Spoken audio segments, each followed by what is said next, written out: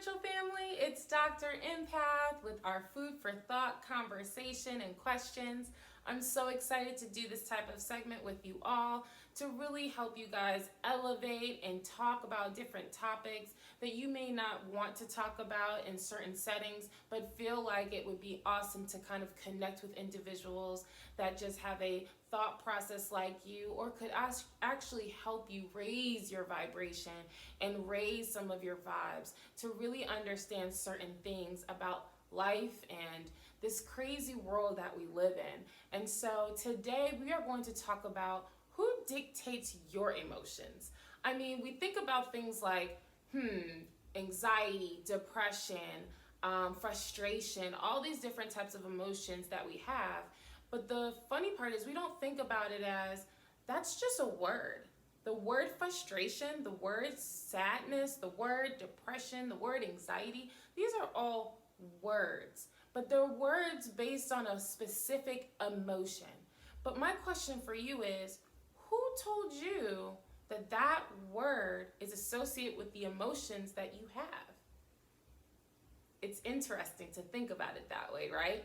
And so what I want us to do is have this broad mindset and to kind of think outside the box and ask ourselves, am I saying that I'm having anxiety or sadness based on what the word basically states and what other people have told me the feeling is?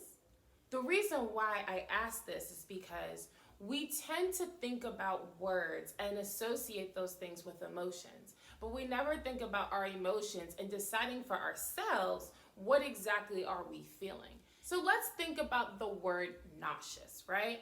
The word nauseous, you automatically are thinking about the feeling, correct? So let's flip the script.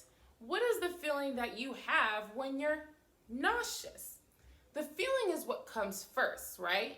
And so when the feeling comes first, what tells you you're nauseous? Your mind. So when your mind says, I'm nauseous, you automatically continue to feel that feeling, right?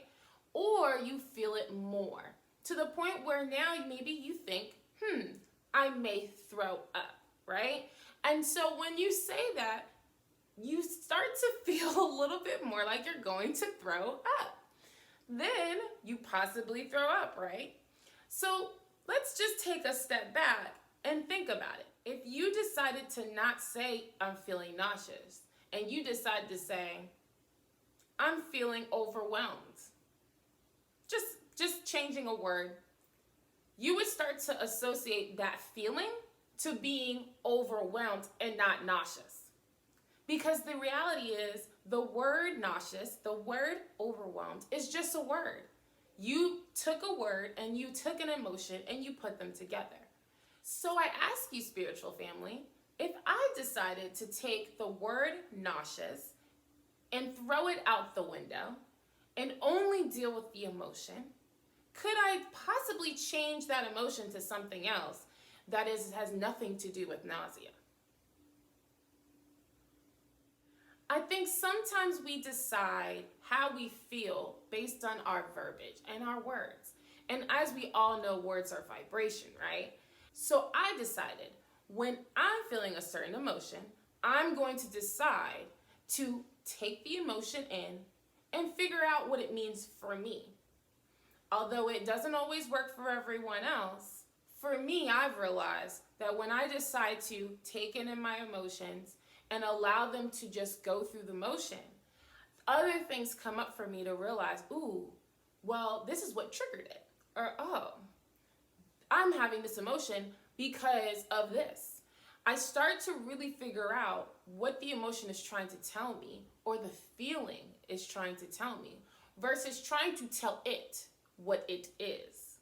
So, I challenge my spiritual family to take one emotion or feeling and decide to scratch that word that you always associate it with and start to maybe journal or talk about the actual feeling and emotions you're getting, and start asking yourself, what's the root cause, or what's causing that feeling or emotion, and why are you getting the reaction that you're getting? And I challenge you to push yourself to really start thinking about the feelings and emotions that you're getting, because you could possibly be connecting to your higher self. You could be also connecting to a certain feeling or trigger that you can actually heal within you. To me, it's all about healing.